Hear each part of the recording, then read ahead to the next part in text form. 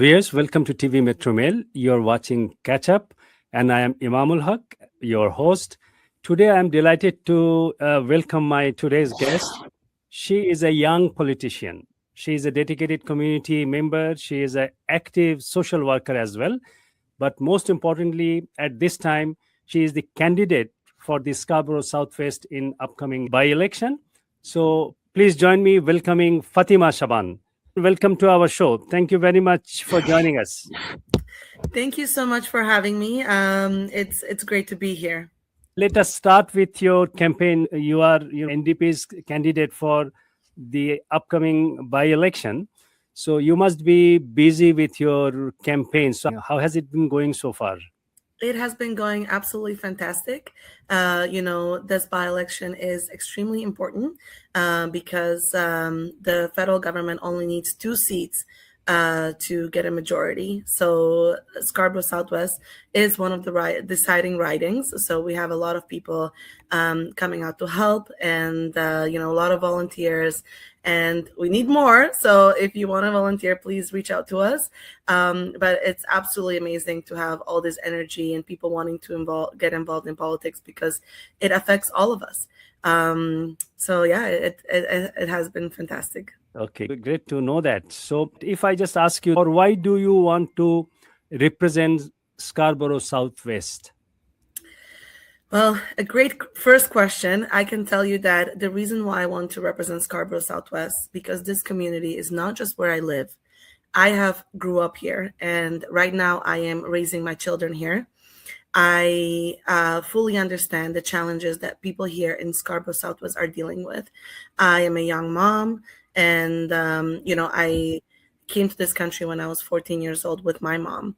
And we moved to Scarborough Southwest. We moved to the Teasdale buildings. I think a lot of people here are familiar with. And then a few years later, we moved to Pharmacy, which is where we live now. And I still live here all this time. And I love the community. Unfortunately, my mom, who was my only family in Canada, passed away 3 years ago. And this has pushed me even further to deepen my connection to my community. I don't have a family in Canada, but my community is my family. And having this deep connection with my community, it just pushes me to fight for them, to speak up for them, to highlight the issues that we are facing, and to be loyal to them. So I think that, that is why I want to represent Scarborough Southwest. Okay, great. So you have just shared that how you got engaged with the community. That's good. But what perspective or what experience specifically you have brought to this community, so which can distinguishes you from the other candidates? Of course. So what distinguishes me is that my perspective is shaped by the lived experience across many of the issues that are supposed to be governed by the federal government. So, for example, I came to Canada as a teenager, but my immigration journey, it has not been the typical immigration journey. I came from Slovakia. My father is Egyptian. I come from a multi-cultural, but also multi-religious background. So I can connect to different people across, to Muslims, to Christians, to people of all faiths and, backgrounds. So when I came to this country, me and my mom were denied asylum. So we were failed refugee claimants.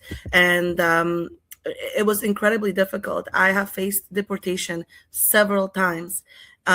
People fall through cracks through our system all the time. I have worked with undocumented people here in Canada.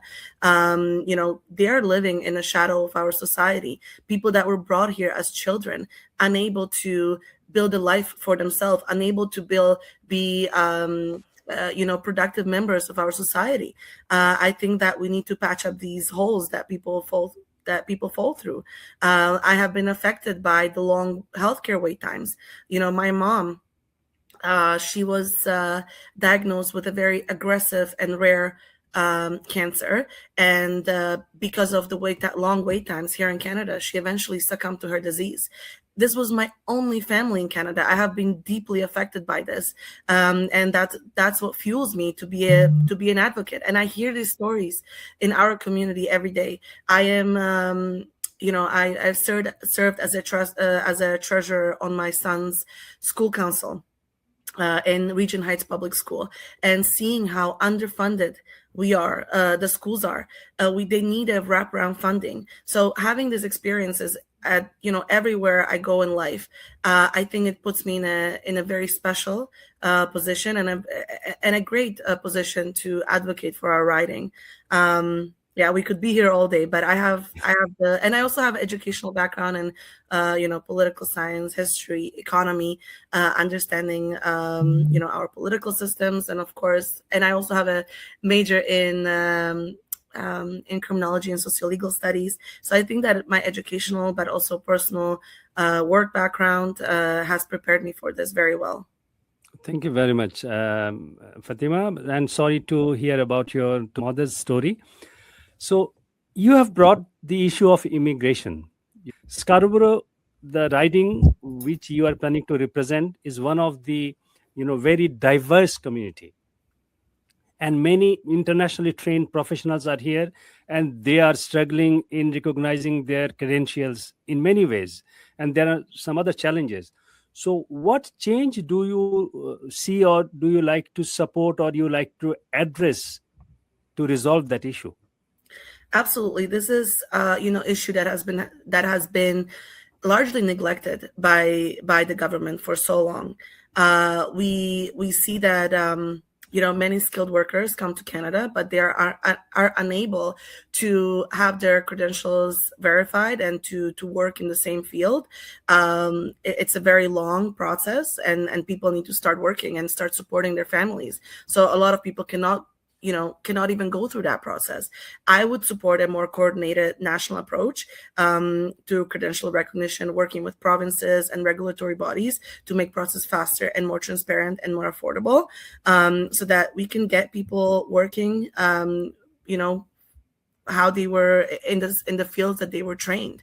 I mean, whether you agree that we should bring more people in or not, I think that once people are here, we need to make sure that we are able to integrate them and that they can be successful members of our society. So I am really surprised that more hasn't been done already, because I think that people across all political spectrums should support this.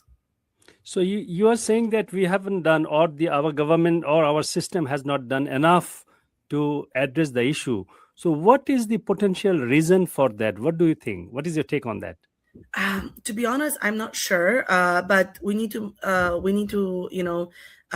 invest more in like bridging programs, providing paid work placements so that people can gain Canadian experience, and ensuring that internationally trained professionals aren't forced into survival jobs while they wait.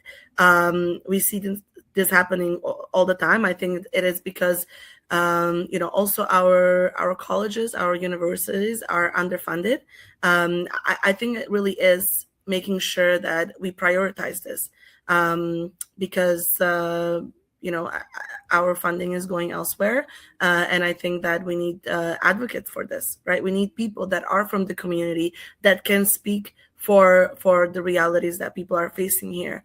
The NDP has a good track record to always fight for the 99%, to always to stand up for the little guy. I mean, I would say that we have been the most effective in the last term, even though we were not part of the government, right? The NDP has fought for affordable childcare, pharmacare, dental care, and these things came into reality. The NDP is the party that fought for universal health care, yet maybe we don't have the best marketing because we failed to take credit for all these successes. These are the things that people in our community desperately need and are able to take advantage of.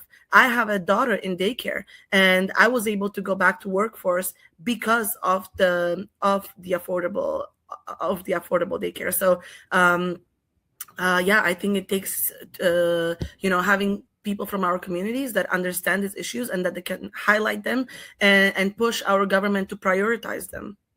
Okay. Thank you, Fatima. I'd like to ask you one thing which was not in my bucket, here, but since you mentioned one, sentence, one word, which is Canadian experience. So I would like to know what is Canadian experience exactly, and just to help you out to get going. That say, for example, a doctor from England, he or she is practicing there for 10 years, 12 years. So does she qualify enough to come to Canada and start working, or she needs a Canadian experience? You mean Canadian working experience? That's what, because sometimes many people they say that this is kind of excuse. When a internationally trained professional they are here in Canada, say for example, she or that particular person is from UK or any developed countries, so called, if we say it, even then we keep them away from the system with the excuse that you do not have enough Canadian experience. What experience do we mean by that? I think you touch on a very important topic, and I think this is an area where we can definitely improve. As you said, if someone is, trained and practicing in the UK or another, developed country, or country where our regulatory body would be satisfied that they provide, a good level of care, that their education is sufficient. I think that this process should absolutely be streamlined, and perhaps expedited. So someone who was practicing in Europe or UK or anywhere else shouldn't really have to wait any longer to get into the workforce here in Canada. So I would be definitely for expediting the service as soon as possible, of course. Okay, thank you very much. While I was introducing you, I said that you are a young Canadian politician. So being a politician, being a social worker, you must be aware of the issue which is affecting our youth, our young generation. So what are the major issues or challenges they are facing, and what would be your policy or your party's policy to address those or to create better opportunities for our young people? Of course, I think when we're talking about young people, we're talking about students, we're talking about young families. So this is definitely a question that encompasses a lot of issues. We can start by talking about housing. I mean, students need stable housing, and the same thing goes for families, right? Right now, the Liberal government is talking about just building more, building by providing contracts to private companies. I don't think that this will solve the problem. For one, they already had 1 year to do it. There is a very little that has been done other than setting up an infrastructure and some early planning. We need quick response, right? Like, people are struggling. I live in an apartment building where we have very few 3-bedroom units. The other apartment buildings have only 1 or 2-bedroom units, yet people are paying over $2,000 for rent for one apartment, for 1-bedroom unit. People are struggling severely when it comes to students. Look what's happening with OSAP. We cannot not talk about what has been happening in the provincial politics as well, because OSAP is not only provincial, it's also federal. So if I was in Ottawa, I would of course push the federal government to do more for students, and this would benefit students in all provinces, not just here in Ontario. So increase grants, making sure that people have the stability to continue their education. This is our future. This is it's a wise investment. Moving forward, going back to housing, with the current plan, the Liberal plan is to just build more. Well, if this is going to do anything, it's just going to devalue the homes that people have also worked very hard for. Like, there's people that bought, there are homes that are $1.5 million homes. Well, they're just going to, with the increased supply, they're going to devalue them to 1.2, 1.1 million, right? The people that need affordable housing, the people in my community, people here in Scarborough Southwest, they need affordable housing. Are these homes going to be affordable? Nobody can say that. We need, family size units. Like, if I show you, when I am downstairs and picking up my son, we have families that are 5-6 members of a family, and they are going they're living in our building, and as I said, we only have 1 and 2 bedroom units. That means that you have a family of 5, family of 6 stuck in 1 to 2 bedroom apartments. These are our realities. We need solutions right now, and we need them in our communities. We need affordable housing. We need co-ops. We need to make sure that people are not being like the rents aren't increasing. We need strong rent protections. I fought against an AGI, which is an above guideline rent increase, where our renter was able to basically renovate the building and say that this was a necessity and pass the cost back to tenants. We were actually asked to pay retroactively. So some people were on the hook for $2,500. And this is money that people don't have. Like, I am from a very, a neighborhood that has been underserved. So we need that representation. We need more housing, and we need to make sure that, most importantly, this is affordable housing. And I don't see that the current government has a plan for affordable housing. It's only build more, but we need to make sure that this housing is for everyone, and especially for the people that need it. I think any politician they talk about the affordable housing. Before any election, we hear a lot of noise about the affordable housing. So sometimes we get confused with the term affordable housing. So you mentioned that in 1 bedroom there are family members, 4 or 5 family members, they're staying there. So what exactly you or your political party is proposing to really make that affordable housing affordable? Yes, of course. So I think to better understand this, we need to look at, how political parties across the political spectrums are approaching these type of problems. So, for example, as I said, the Liberal government, they're saying, well, we're going to build more, but they're going to give these projects to private companies. Whereas the NDP, we push for publicly owned housing. So homes that will be built on public land, that will be publicly owned, so that private companies cannot keep raising rents, strong rent protections. So I am only able to, I'm unable to move from my 1 bedroom apartment when I am raising my 2 kids, because I am living under rent control. And I am very lucky to do that. A lot of people do not have this opportunity. And that is why people aren't able to, even move out of their apartments, because they are, they cannot afford to pay market rent. But right now, for example, we have over 100,000 condos in the market, yet we don't have any laws that would be regulating this. And the rents are not going down. So we need to make sure that, the market isn't doing what it's supposed to do at this time. We need to have strong government regulation so that we can allocate the housing where it needs to be, right? Why do we have over 100,000 condos on the open market, yet we have a 15-year wait list for TCH, Toronto housing? So we need to connect these two, and that needs to be by regulation, by protections coming from the government. We need a government to do a strong investment. Like in the in the 50s, we have a lot of these homes around Scarborough Southwest were built by federal government. So we need to make sure, because housing is a right, we need to stop treating it as an investment.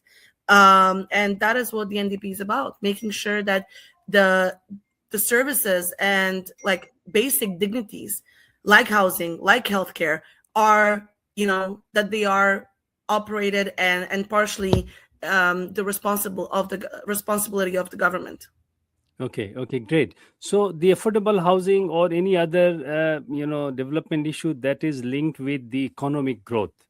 And when we talk about our improving the quality of life, being a politician or social worker, we all try to address or try to improve the quality of life of the general people. Same with you.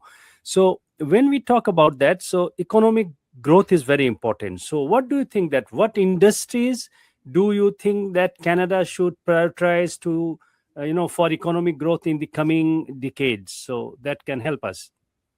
Absolutely. So I believe in investing, for example, in green economy, renewable energy, efficient infrastructure, and clean jobs. So as we move into a more sustainable solutions, environmentally friendly solutions. We need to make sure that people are able to access jobs in this area. We should also strengthen our healthcare. So investing more in a care economy, so that we have more nurses hired and healthcare workers. Invest supporting skilled trades and advanced manufacturing is also key, especially as we build more housing. Like, we need to build houses. The government has set money aside for this. Get people going. This can create a lot of jobs and can be definitely an economy boost. We want to be, our government wants to focus on investing in small businesses, innovation, so that newcomers will help ensure growth is more, and also making sure that growth is more inclusive across all sectors and for all people. Welcome to Jahan Legal Professional Corporation.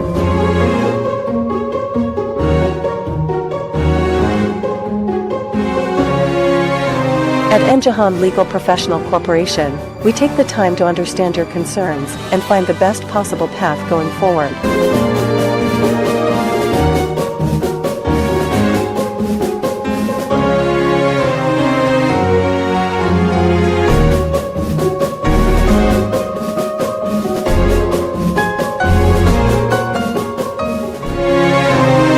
Canada থেকে বাংলা ভাষায় সত্য ও সচেতনতার কথা। The world of not-for-profit. নারীর অংশগ্রহণ। What Bangladesh has done. Criminal justice system. সমাজে কি ঘটছে, কেন ঘটছে, আমাদের করণীয়ই বা কি? শিল্পী গড়ে তুলতে হবে আমাদের। একটা বহুপাক্ষিক Saturday morning. ছোট্ট একটা যে মানুষ চিন্তা করুক, যে আল্লাহ রাসূলের কথা প্রশ্ন করুক, এই সম্পর্কটা উত্তর খুঁজুক। ভারতের প্রতি বাংলাদেশে যা ঘটেছে, আসামি এটা কনটেস্ট করেন। ঘাতক দলাল নির্মূল committee.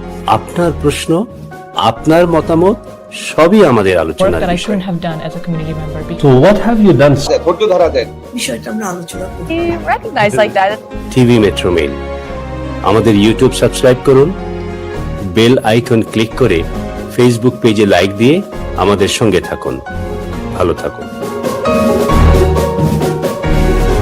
You mentioned about renewable solution and growth. So when we try to address those things, many people, many citizens, they talk about the climate change.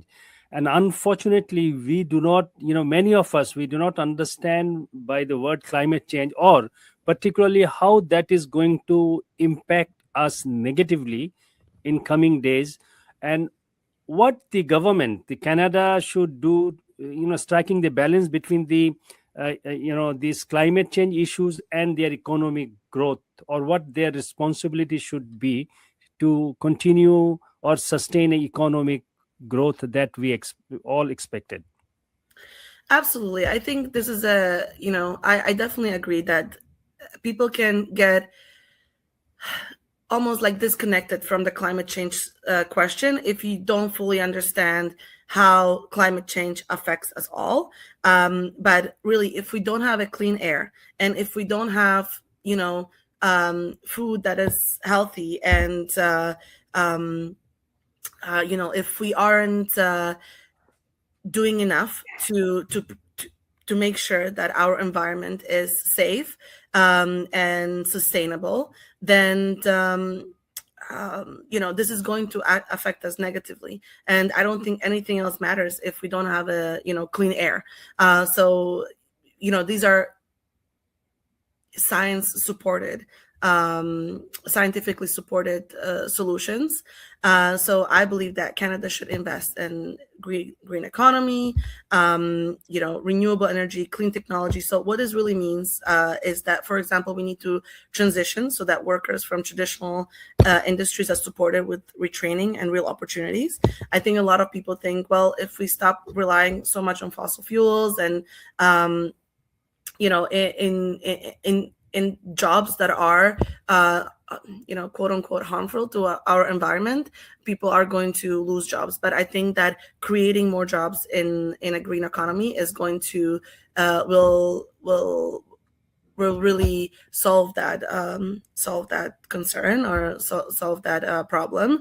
Even practical steps like expanding our public transit, improving home energy efficiency, making greener choices more affordable are also important. So, for example, here in Scarborough, public transit is a huge issue. We have some of the worst commute times in the city. When you look at what happened with the RT, RT was a reliable way for us to get across Scarborough. We would go from, I live close to Victoria Park Station. If I wanted to meet my friends in STC, I didn't need to use my car. I could just get on the subway, go to Kennedy, from there go to Scarborough Town Center or anywhere you needed to be. Let's say if you wanted to go to Service Canada, a lot of people go to Service Canada in STC. Now, if you want to go to Scarborough Town Center, you need to have a car. The bus ride to Scarborough Town Center, it takes you, maybe you can get to Ottawa in the same time. It is so inefficient, right? And if we use public transit, this is better for everyone. It's better for congestion in a city. It's better for our environment. So having solutions that are practical, right? Like, we are talking about climate change, but it really comes down to practical solutions that people benefit from every single day. The government neglected the RT for so long that it completely now is broken, is unable to use, and now we are stuck with having no solution at all, right? We don't want a situation with what happened to Metrolinx. Metrolinx took 14-15 years to build. We don't want that type of solution. We need to make sure that the government can fix this. And they can fix it at the at a reasonable speed, so that we have access to these things. I think solutions like public transit are a part of climate change. So it seems that we need to strike the balance between the environmental responsibility and economic growth, both. Yes, absolutely. Together. Okay, so with regard to that, let us talk about the global politics. Canada is a big country, definitely, and Canada is facing a changing global landscape right now. From current times perspective, the geopolitical tension and the economic uncertainty, what role Canada should play? What do you think? What is your take on that?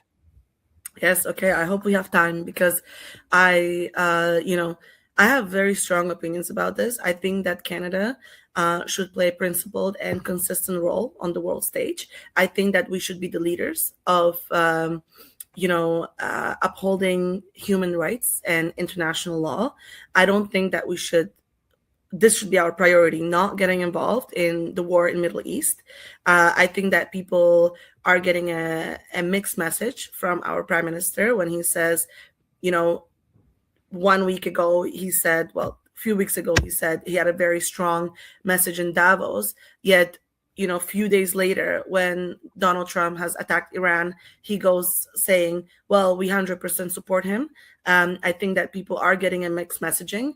And this is similar to, for example, a lot of the people in my community are supporters of, they don't want Canada to be complicit in the genocide against Palestinians. This is the truth, right?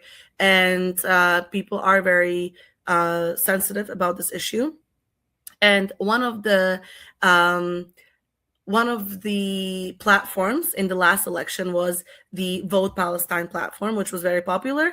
A lot of the liberal politicians have, put this in their social media that they would support, arms embargo. And there were several points in that Vote Palestine platform. Yet when one of our MPs proposed a legislation was a few days ago, Bill C-233, which was to close the arms export loophole so that our weapons do not end up, going against the internet, causing genocide in other countries. They failed to support this. This is a clear break from what they promised to their constituents when they were voted in, right? We see the liberal government always has, a very strong progressive platform, a lot of promises going into the election, and then nothing happens. And then again, the same promises. We see that with electoral reform and Justin Trudeau in 2015. A lot of people voted for him because they hope that we are going to have a more better electoral system. Yet this was completely abandoned. I think that people want politicians that follow through on their promises. I think that Canada needs to be a strong voice for diplomacy, for de-escalation, and multilateral cooperation. I think that we need to, address. We have the Prime Minister talking about 5% of our GDP to be spent on military. I'm sorry, but the crisis is at home. We need to address our healthcare, our housing. These are the ways that you make Canada strong, by focusing on ourselves, by focusing on making sure that our citizens have a safe and adequate place to live, that we have, clean air, that we have affordable groceries. Like, I'm sorry, but flexing our military muscle with the United States, that is not going to get us anywhere, because they spend more than $1 trillion on military. I mean, you are throwing money into the fire by spending 5% of our GDP. It's absolutely ludicrous. We need to focus on Canada. I honestly feel that for the past, more than a decade, the Liberal government has been staying in power by always focusing on the crisis outside of Canada. And then when it comes down to their 4 years is being finished or their term is being finished, when people ask them, well, why haven't you done what you promised? They always say, well, we were in a crisis. Every time you see their commercial or you see their platform, it's unprecedented time. And they always make people scare. And you look what happened last year. People look at Mark Carney as like the responsible adult in the room. They trust him. They see him as someone who has this authority. So the whole country rallied behind them. We saw the NDP saw a lot of people that know that we have a great platform, but because they rallied behind him, we have lost a lot of support. I think that we're in a position where we also need to stand up and hold Mark Carney accountable and making sure that he does what he needs to do and gets us out of this crisis right now. And that means by having more NDP MPs in the parliament. We don't think that people, from under his umbrella can hold him accountable. We need to have a more variety in parliament. So yeah, going back, I think that Canada needs to uphold international law. I think that we need to be a leader. That's what I think. Sorry, I feel very strongly about this, so I hope I didn't go too much over you. No, that's fine. That's fine, because we are now living in a very difficult situation globally. So we have many allies. So we have to strike balance between our allies, our partners, and our internal issues, and considering the global, critical time and issues. Thank you very much for sharing your thoughts. We'll touch upon two more things and then we'll conclude. So you talked about, when you were saying, you answering my question, you were saying the lot of promises are being made by politicians, but unfortunately, people don't see after the election, they don't see that on ground. So, from that perspective, many citizens, they feel disconnected from the politics. They are discouraged to get engaged in the politics. So how we can restore the public trust in that democratic institutions? Because we need to engage our people, right? Absolutely. You're absolutely right. When politicians don't follow through on their promises, it breeds cynicism, right? People are thinking, well, why did I even vote for this person if they aren't following through? We need to make sure that we have high voter turnout. And one way I think to restore that is, for one, before you earn their votes, we need to earn people's trust. So one of my promises to my constituents is to hold town halls and to make sure that people are across all political spectrums are heard. So meeting with them regularly, showing up for them, and also engaging with local organizations, schools, community leaders, because these people are these organizations understand people's realities. For past, over a decade, we had a Liberal minister here who was completely absent. I mean, I meet people at the door, and that is we can almost all agree on this, that there was very little support, very little presence here. We need someone who is a fighter, who is going to speak to people, show up for them. We need, local representation. And then that representation needs to bring those voices in Ottawa and fight for them consistently. And I think if people see that, if people see people showing up for them, a representative that shows up for them consistently, I think that will restore the trust and going forward. Thank you very much, Fatima. And the last question. So, as you said that, you would raise voice for the Scarborough Southwest and Ottawa. So, if you elected, how will you ensure that the voices of the Scarborough Southwest residents are heard in Ottawa? Yeah, I think it's similar to the question before. It's basically, connecting with your voters, making sure that you understand their realities. I think being from the riding is very important. We have sometimes people that are not from the riding running in our current elections. Our last representative was from completely other side of Toronto. And I think that this isn't right. I think that we need to, as I said, hold regular town halls, get people to come in and say, guys, I want to listen to you. I want to hear, what's up, what's going on.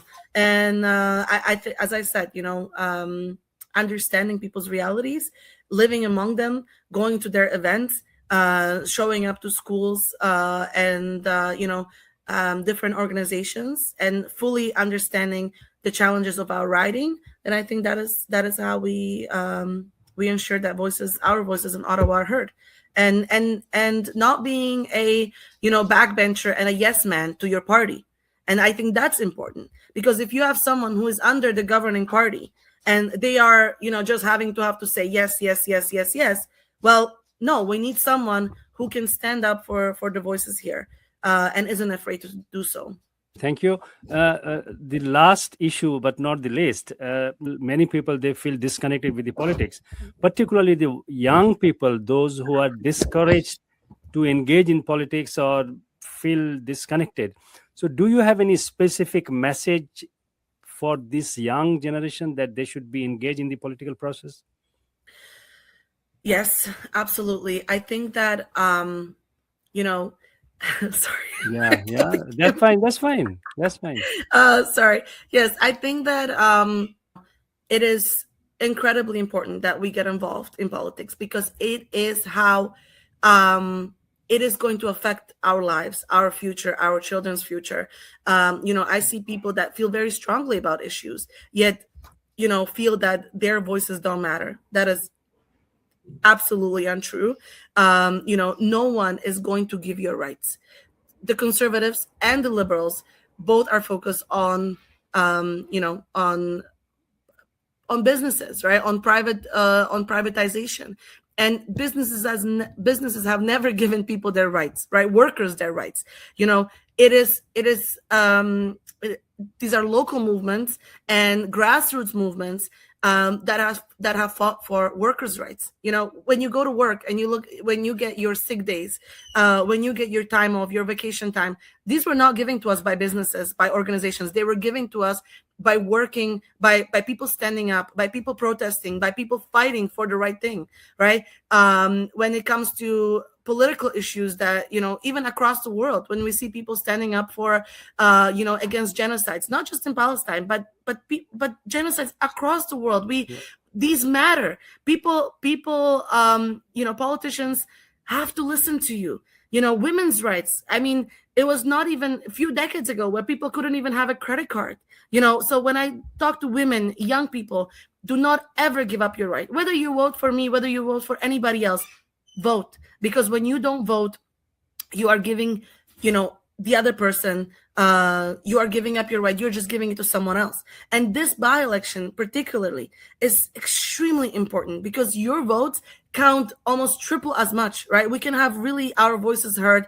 By-elections usually have a low voter turnout. So if you care about these issues, then please show up and cast your vote on April the 13th, or even better, in the advance polls. Thank you very much for your time, sharing your insight and thoughts with our viewers. Thank you very much. much. Thank you for having me. Dear viewers, thank you very much for being with us. We will see you again in our next program with our new guest. Until then, please take care and stay well. Thank you.